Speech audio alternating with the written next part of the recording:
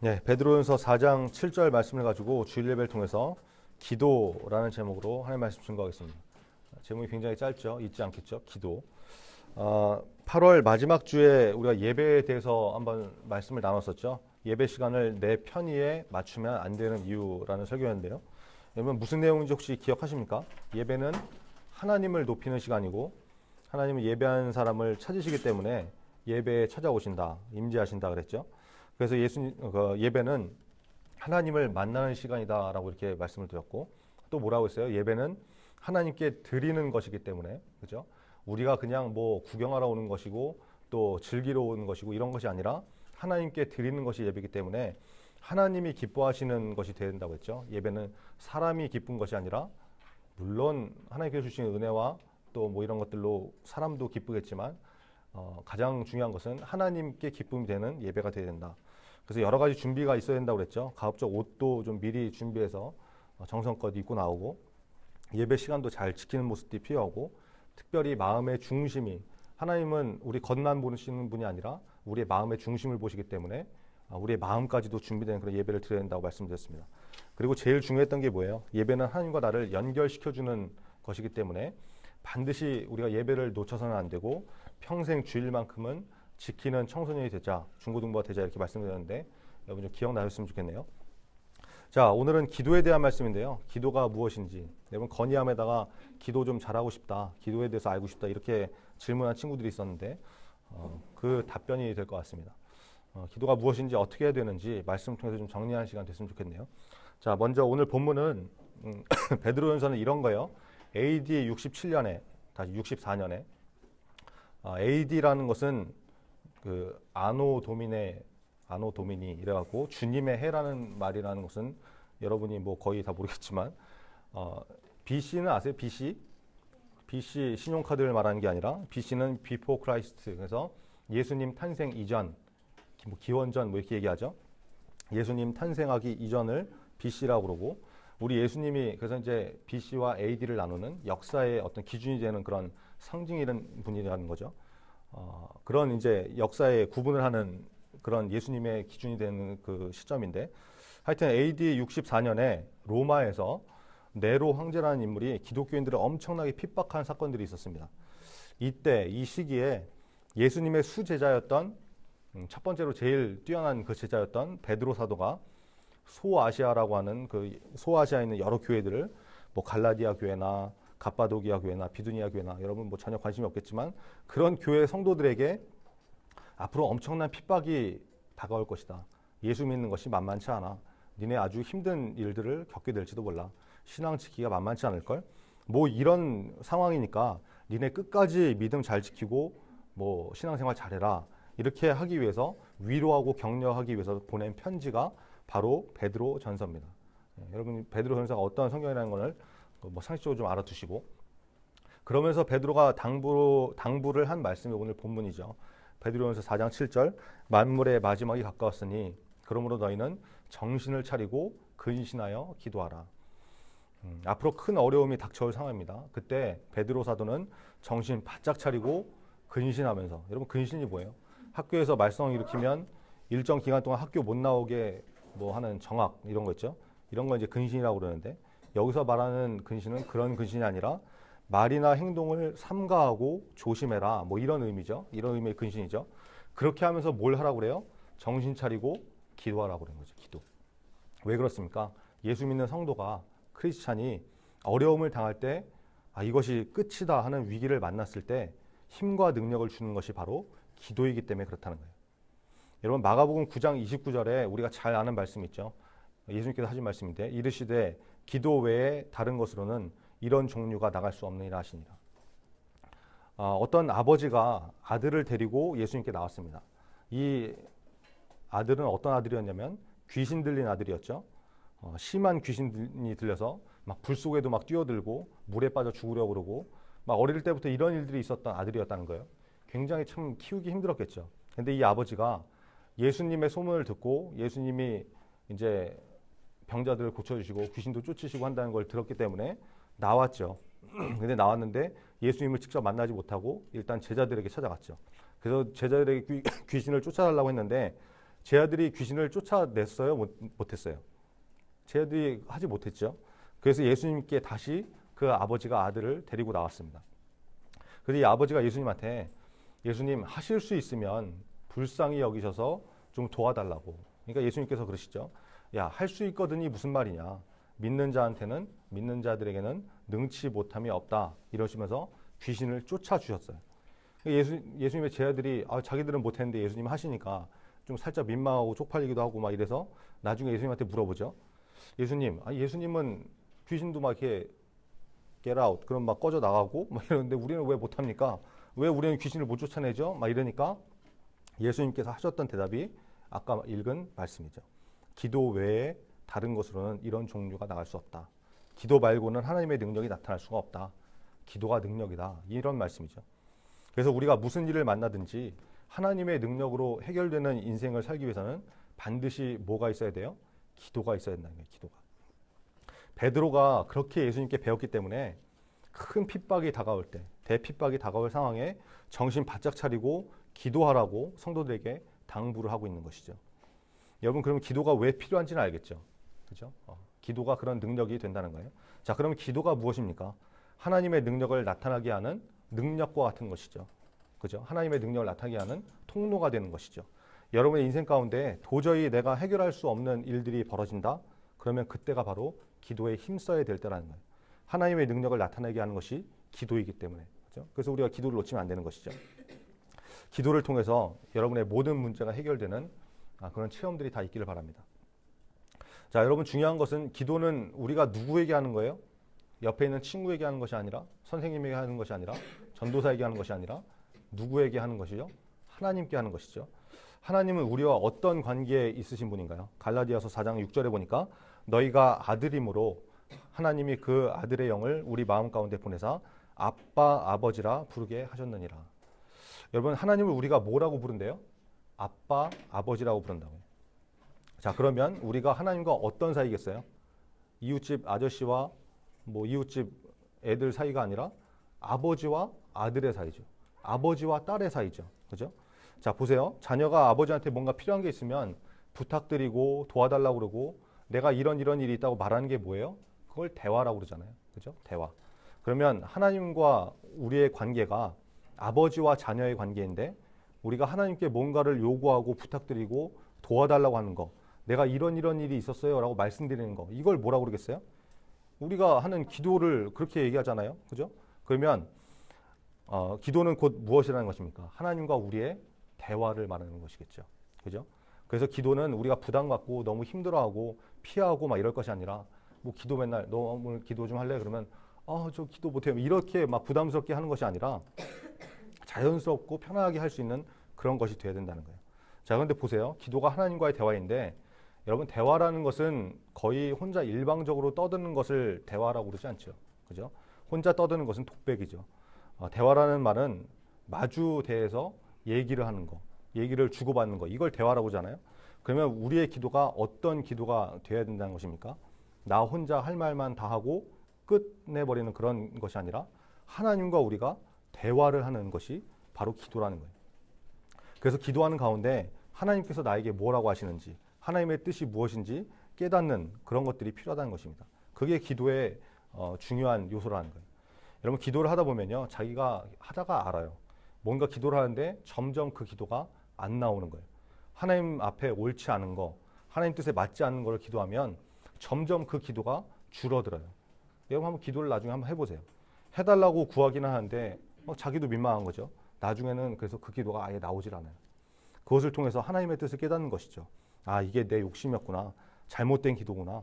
기도를 통해서 그것을 하나님의 뜻이라는 것을 깨닫는다는 거예요. 여러분, 기도가 대화라는 것을 기억하시고 여러분이 기도하는 문제나 제목 같은 것이 기도하는 도중에 하나님의 뜻인지 아닌지 깨달을 수 있는 그런 축복이 임하기를 간절히 바랍니다. 자, 기도할 때 어떻게 기도해야 될지 모르는 학생들은 이런 순서로 기도했으면 좋겠어요. 이따 이제 예배 끝나고 분박 공부할 때 여러분한테 이제 이렇게 표를 나눠줄 텐데 그것도 한번 참고해 보시고 이런 순서로 기도를 하면 좋죠. 처음에 하나님을 불러요. 우리가 이제 대화를 하려고 그러면 밑도 끝도 없이 이렇게 하는 것이 아니라 상대를 불러야 되잖아요. 그죠? 그러니까 처음에는 하나님 아버지, 아니면 아버지 하나님, 저는 이렇게 아버지 하나님이라고 부르는 거 좋아하는데, 뭐 어떤 분들은 자비롭고 은혜로우시고 지금도 살아 역사하시는 전지전능하신 하나님 이렇게 막 숨 넘어가게 부르는 분들도 있는데 어쨌든 그렇게 하나님을 부르고 이제 불렀으면 감사를 해야죠. 우리 하나님이 참 우리가 감사드릴 것이 많은 분이잖아요. 나를 창조하시고 지금도 살아있도록 생명을 허락하시고 굉장히 감사할 일이 많죠. 그러니까 하나님을 부르고 감사합니다. 아버지 하나님 감사합니다. 이렇게 처음을 시작하는 거죠. 두 번째 그렇게 한 다음에 하나님을 부르고 감사한 다음에는 뭘 해야 될까요? 예수님이 마태복음 6장 33절에 이렇게 말씀하시죠. 너희는 먼저 그의 나라와 그의 의를 구하라. 그리하면 이 모든 것을 너에게 더하시리라. 여러분 항상 하나님의 말씀대로 우리가 구하면 하나님께서 꼼짝을 못 하세요. 좀 꼼짝을 못 하신다는 표현이 좀 그렇긴 하지만 하나님은 거짓이 없으신 분이죠. 말한 것은 지키시는 분이죠. 그래서 하나님의 말씀을 가지고 기도하면 굉장히 응답이 잘 될 수밖에 없죠. 하나님이 지키시는 분이니까. 그죠? 예수님이 기도할 때 너네 문제를 가지고 기도할 게 아니라 먼저 뭘 기도하라고 하세요? 하나님의 나라와 하나님의 의를 구해라. 그러면 너희한테 필요한 모든 것들을 먹을 거, 마실 거, 입을 거 이런 모든 것들을 하나님께서 책임져 주신다. 더해 주신다. 이런 말씀이죠. 그래서 하나님의 뜻이 이루어지길 원합니다. 하나님 내가 지금 기도하는데 내가 기도하는 대로 되는 것보다 하나님의 뜻이 내 기도를 통해서 이루어졌으면 좋겠습니다. 하나님의 뜻을 알기를 원합니다. 이런 기도가 필요하다는 거예요. 그래서 두 번째로 그 기도를 하면 좋은 것이고 세 번째 회개를 해야 되겠죠. 우리가 죄악으로 가득 차 있으면 기도 응답이 안 돼요. 그죠? 하나님과 우리 사이를 무엇이 갈라놨다고요? 죄가 갈라놨다고 했죠. 그죠? 이사야 59장 1절과 2절을 보면 여호와의 손이 짧아 구원하지 못하심도 아니요 귀가 둔하여 듣지 못하심도 아니라 오직 너희의 죄악이 너희와 너희 하나님 사이를 갈라놓았고 너희 죄가 그의 얼굴 가리어서 너희에게서 듣지 않으시게 함이니라. 여러분 이게 무슨 말입니까? 하나님이 귀가 어두우셔서 귀가 둔하셔갖고 하나님 좀 도와주세요. 뭐라고 이렇게 하시는 분이 아니라는 거죠. 그죠? 하나님은 우리의 마음의 생각까지 다 읽으시는 분이잖아요. 귀가 안 들려서 못 들으시는 것이 아니라 손이 짧아서 야 내가 너 좀 도와주고 싶은데 이거 뭐 이러시는 분이 아니라 하나님과 우리 사이를 무엇이 갈라놓아서 죄가 갈라놓아서 하나님이 우리의 기도를 듣지 않으시게 만들었다는 거죠. 여러분 그래서 죄가 있으면 기도에도 응답이 안 되는 거예요. 그래서 기도할 때 우리의 죄를 용서해달라고 죄를 고백하고 용서하고 회개를 해야 되는 것이죠. 맨날 기도할 때 나와갖고 우리가 뭐 알고 지은 죄 모르고 지은 죄 이렇게 그냥 뭉뚱그려서 이렇게 하는데 그렇게 하지 말고 구체적으로 내가 누구를 미워했습니다. 내가 누구의 것을 훔쳤습니다. 거짓말했습니다. 그런 것들을 구체적으로 해서 하나님 앞에 회개를 해야 되는 것이죠. 회개 기도가 필요하고 그리고 네 번째 이제 용건을 말씀드리는 거죠. 하나님 제가 왜 기도드리는지 아시죠? 하나님께 내 필요와 소원과 간구를 말씀드리는 거예요. 하나님의 도우심이 필요하다고 문제를 해결해 달라고 기도하고 뭐 이제 이런 기도도 할 수 있겠죠. 뭐 그 오빠랑 사귀게 해주세요. 뭐 전교 1등하게 해주세요. 용돈 올려주세요. 필요한 것 좀 주세요. 뭐 이런 이제 자기가 필요한 거 구하면 되겠죠. 그러면 그게 하나님 뜻에 맞추면 하나님께서 주시는 거고 아니면 야 웃기지 마 하고 이렇게 뭐 무시하시겠죠. 자 그리고 중요한 것은 자기가 이제 원하는 것을 하나님께 간구를 했잖아요. 근데 이제 중요한 건 내 문제만 가지고 기도하는 것 이것도 중요하지만 내 주변에 어려움이 있는 사람들 또 문제가 있는 사람들이 있잖아요. 내 주변에 친구가 죽어가고 있는데 하나님 저 용돈 올려주세요. 근데 옆에서 친구가 죽어가고 있어. 근데 자기만을 위해서 기도하면 이거는 예수 믿는 사람의 기본적인 모습이 아니죠. 그러니까 내 주변에 있는 어려운 사람들, 문제를 만난 사람들, 이런 사람들, 친구를 위해서, 중고등부를 위해서 기도하면 좋겠죠. 여러분 자기 기도만 하면 길어야 이제 5분, 10분 정도 기도하면 기도가 다 바닥이 나요. 네, 다 바닥이 난다고. 내 주변 사람들 위해서 기도하는 중보 기도를 하면 근데 기도가 풍성해지죠. 그죠? 기도할 것이 굉장히 많잖아요. 더 오랜 시간 기도할 수 있다는 거죠. 여러분 오래 기도하시는 분들 보면 다 그런 거예요. 자기 자신만을 위해서 기도하는 것이 아니라 가족, 친척, 교회, 나라와 민족까지 이렇게 다 품는 기도를 하더라는 거예요. 그러니까 기도를 오래 할 수밖에 없는 거죠. 여러분 우리 담임 목사님 보시면 금요 기도회나 새벽 예배 끝나고 굉장히 오랫동안 이렇게 남아서 기도하시는 거. 뭐 여러분 나와서 봤어야 알겠죠. 여러분 나와서 한번 보시면 목사님 굉장히 오랫동안 기도하시는 거 볼 수 있을 거예요. 그게 뭐 목사님 개인만을 위해서 하시는 기도겠어요? 희찬이만 위해서 기도하겠어요? 그렇지 않죠. 교회를 위해서 성도 한 사람 한 사람 문제 있는 사람들 또 어려움 있는 사람들 놓고 기도하시는 거죠. 담임 목사님이시니까. 그러니까 그렇게 기도가 오래 하실 수 있는 거고 풍성해지는 것이죠. 저와 여러분도 우리 자신만을 위해서 하는 기도에 머무는 사람이 되는 것이 아니라 내 주변을 위해서 또 중고등부를 위해서 기도할 수 있는 그런 기도의 사람 됐으면 좋겠습니다. 자, 그리고 마지막으로 기도의 마무리는 누구의 이름으로 하는 거예요? 예수 그리스도의 이름으로 기도합니다. 예수님의 이름으로 기도합니다. 아멘 이렇게 하죠. 뭐 기도 마지막에 하나님의 이름으로 기도합니다. 갓땡큐 아멘. 뭐 기도 잘 들으셨죠? 안녕히 계세요. 이런 식으로 하는 것이 아니라 반드시 기도는 예수님의 이름으로 기도합니다. 아멘 이렇게 마쳐야 된다고요. 왜 그렇습니까? 예수님 한 분만이 하나님과 우리를 연결해 주는 우리 사이의 중보자가 되는 분이기 때문이죠. 둘 사이를 이렇게 연결해 주는 분이기 때문에 그래요. 인간이 죄인이기 때문에 거룩한 하나님 앞에 그냥 나갈 수가 없죠. 예수님의 십자가로 우리가 용서를 받고 하나님께로 나갈 수 있기 때문에 그 예수님의 이름을 의지해서 우리의 기도를 하나님께 드리는 거예요. 그러니까 뭐 성모의 이름으로 기도하고 정성모 지금 계속 결석하고 있는데 성모의 이름으로 기도하는 것도 아니고 뭐 이상한 그런 뭐 예수님의 이름으로 기도합니다. 아멘 이렇게 안 하는 분들도 있어요. 이거 이제 문제가 있는 거죠. 그렇게 기도하는 것이 아니라 반드시 예수님을 통해서 우리가 기도를 해야 된다는 거예요. 여러분 그리고 아멘이라는 말은 이스라엘 말로 확실하다, 참되다, 진실되다 이런 말이거든요. 그래서 우리가 아멘이라고 하는 것은 예수님의 이름으로 기도합니다. 아멘 이렇게 하는 것은 확실히 그렇게 되기를 원합니다. 그렇게 될 줄 믿습니다. 이런 의미라는 거예요. 기도하는 5가지 순서 얘기해 주죠. 첫째, 하나님을 부르고 감사의 표현을 하고, 둘째, 하나님의 나라와 뜻이 하나님의 나라와 하나님의 의가 이루어지길 원합니다. 이런 기도를 하시고, 세 번째, 우리의 죄 때문에 기도 응답이 안 된다고 했죠. 회개의 기도를 하시고, 네 번째, 내가 원하는 필요한 것을 간구하는 그런 기도를 하시고, 주변 사람을 위해서 기도하면 더 좋다고 그랬죠. 마지막 5번째, 예수님의 이름을 의지해서 예수님의 이름으로 기도합니다. 아멘. 이런 순서로 기도하면 우리가 기도를 잘 해나갈 수 있는 거예요. 여러분 기도 어렵지 않습니다. 그리고 뭐든지 많이 해보고 익숙해져야 느는 것이죠. 기도를 많이 하면 거의 대부분 기도가 좋아지고 늘고 잘하게 되어 있어요. 예배 때 대표 기도도 좀 자진해서 좀 하시고 누구 기도할래? 이러면 자기가 하겠다고 이렇게 하면 하나님께서 그 사람에게 특별히 기도의 능력을 부어줄 줄 믿습니다. 자, 여러분 다니엘 얘기 하나만 하고 이제 마치겠습니다. 여러분 다니엘 하면 제일 먼저 떠오르는 게 뭐예요? 사자 굴 속의 다니엘이죠. 이 다니엘 6장에 나온 스토리인데 다니엘이 다리오라는 왕의 신임을 받아서 총리로 세움을 받죠.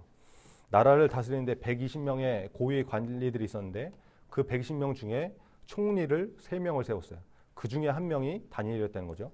굉장히 높은 위치에 세워진 사람이고 다니엘이 그만큼 뛰어나고 탁월한 사람이라는 것을 우리가 알 수 있는 것이죠.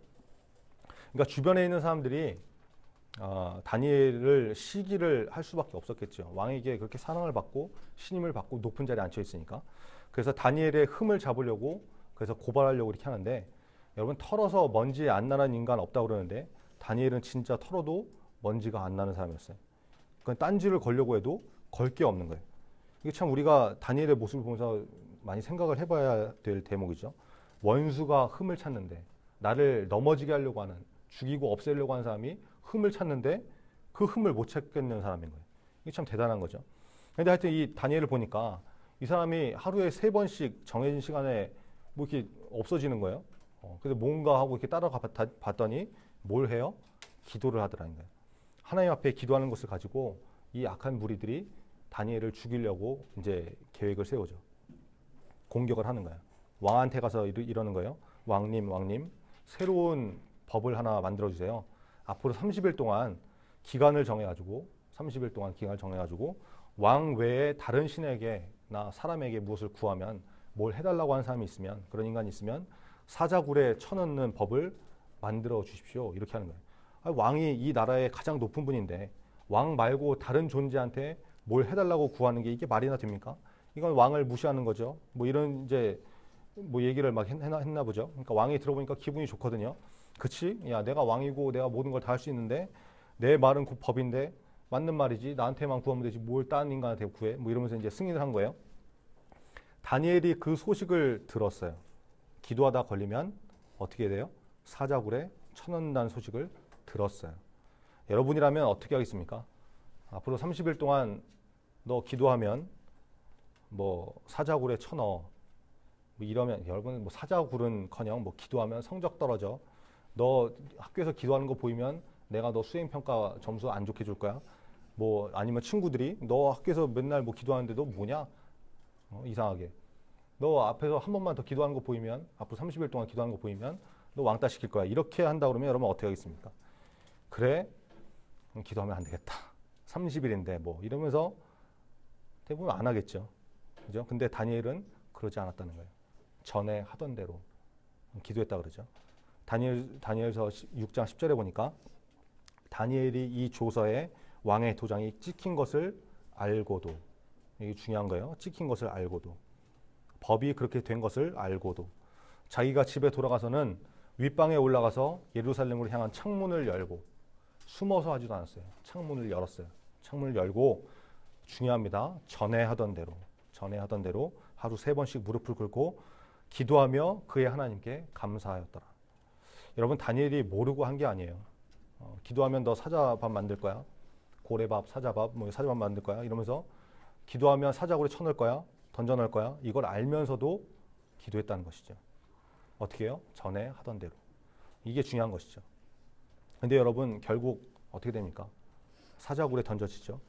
근데 여기서 반전이 일어나요. 이게 엄청난 반전이죠. 이건 누구도 생각해내지 못한 반전이에요. 영화도 이런 반전을 생각해낼 수가 없죠. 하나님께서 사자의 입을 막으셔서, 그죠? 사자의 입을 막으셔서 다니엘을 털끝 하나 상하지 않고 다시 살아서 나오게 하셨어요.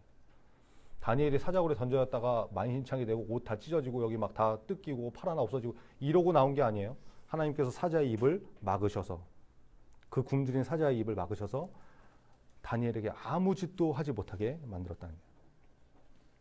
여러분, 기도하는 사람은 망하지 않습니다. 다니엘은 하루에 3번 시간을 정해서 기도하는 사람이었고, 기도를 계속하면 사자굴에 던진다는 것을 알면서도, 그 사실을 알면서도 전에 하던 대로 기도했다는 거예요. 그러니까 하나님께서 보호하시죠. 여러분, 기도뿐만이 아니라 하나님 앞에서 이런 결단을 좀 하세요. 신앙의 결단을. 여러분, 제가 요즘 회사에서 이런 일이 있어요. 이번 주 이제 토요일이 우리 교회 체육대회잖아요. 제가 다니는 회사에서 이번 주 토요일이 지난 다음 날, 그러니까 주일이죠. 오전 9시부터 체육대회를 한다는 거예요. 그리고 회사 전 직원들 다 참석을 해라 그러고, 참석 안 하면 나중에 인사상의 불이익, 뭐 승진을 안 시킨다든지 포상에서 제외를 한다든지 그럴 거 각오하라고. 하여튼 너 빠지면 넌 끝이다. 뭐 이런 상황과 분위기가 되어 있어요. 여러분, 제가 어떻게 할까요? 회사 체육대회 안 나가면 윗사람한테 찍히고 나중에 승진도 안 되고 심하면 잘릴지도 모르니까 체육대회 갈까요? 여러분, 제가 만약에 그런다고 그러면 여러분 저한테 뭐라고 그러겠어요? 전도사가 어떻게 그럴 수 있냐. 참 웃기는 거죠. 자기들은 그렇게 안 살면서 뭐 저하고 여러분이 다를 게 뭐예요? 근데 여러분, 회사에 예수 믿는 사람이 저만 있는 게 아니에요. 회사에는 집사님도 있고 성가대 단장님도 있고 교회 학교 교사도 있어요. 그런데 한 사람도 안 가겠다는 얘기를 안 해요. 예배 드려야 되니까 안 가겠다, 못 간다, 이런 말을 감히 못 하더라고요. 감히 못 한다고 하는 게 맞겠죠. 회사에서 직원들이 주말에 어떤 모임을 하면 누가 왔는지 안 왔는지 출석 체크를 해요. 그거 가지고 나중에 참여 여부를 이렇게 따져서 인사고과에 반영하겠다는 거죠. 저는 토요일 날 임원들 리더 모임이 있어서 몇 번 빠졌거든요. 제 이름 다 적혀 있대요. 남들은 다 출석률 100%, 90% 막 이러는데 저만 70%래요. 그러면서 불이익 당할 거다, 감수해라 이러더라고요. 여러분, 제가 어떻게 해야 될까요? 여러분, 토요일 날 임원들, 리더들 그냥 생각 없이 빠지고 안 나오고 그러죠. 저는 그러고 나와 있어요. 제가 여러분 어떻게 해야 되겠습니까? 저만 70%라니까. 그렇게 협박하니까. 그럼 백보 양보해서 주일날 점심때 가겠다. 내가 대예배 드리고 점심때 가겠다. 예배 끝나자마자 내가 달려가겠다. 그랬더니 중요한 행사는 다 오전에 하고 점심 이후에는 말 그대로 체육대회인데 너 잘 생각해봐라. 아침에 오라는 거예요. 잘 생각해보면 한 번이니까 그냥 아침에 와. 안 그러면 불이익 당할 것이다. 감수해라.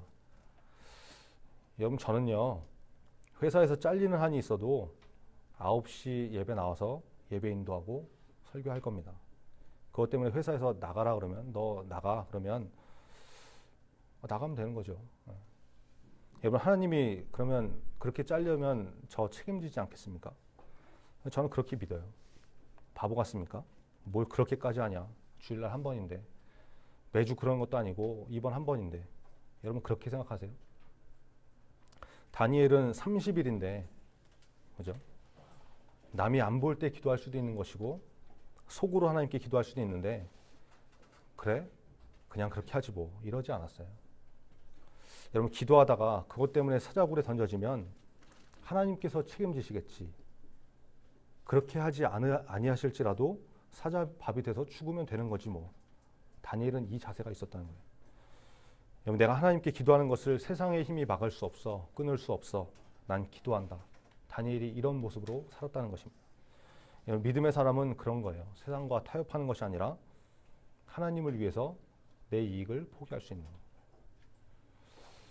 여러분, 쉽지 않습니다. 이렇게 사는 거 고민 많이 돼요. 회사에서 잘릴 수도 있어요.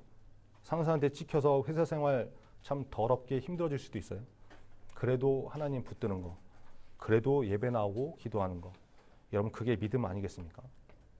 그 인생은 여러분 하나님께서 보장하세요. 잊지 마세요. 다음 주에 한번 보세요. 제가 어떻게 하는지, 예배 나오는지 안 나오는지 참 흥미진진하죠? 다음 주에 나와서 한번 확인해 보시라고요. 그리고 좀 위에서 기도해 주시면 좋을 것 같습니다. 자, 저와 여러분이 이번 다니엘 같은 그런 기도의 사람이 되었으면 좋겠습니다. 시간을 정해서 기도하시고, 기도하면 불이익을 준다는 그런 위협이 있어도 굴하지 않고, 심지어는 너의 목숨을 앗아갈 거라고 하는 그런 위협이 있어도 거기에 굴하지 않고 끝까지 기도하는 인생이 되었으면 좋겠습니다. 그러면 사자굴에 던져지는 위험을 당해도, 어려움을 당하고 손해를 봐도 결국에는 보호하시고 인도하시는 하나님의 능력을 체험하게 될 것입니다. 기도하겠습니다. 우리가 다니엘 같은 기도의 사람이 되게 해달라고 말씀 좀 기억하시고 기도했으면 좋겠고요. 기도를 통해서 하나님과 친밀한 대화를 나누는 사람이 되게 해달라고. 그래서 다니엘처럼 우리의 삶 가운데 기적을 체험하는, 남에게 듣고 끝나는 것이 아니라 정말 하나님께서 나를 지키시고 보호하시고 인도하신다는 것을 체험할 수 있는 그런 믿음의 사람 되게 해달라고 우리 다 같이 기도하겠습니다. 아버지 하나님 감사합니다.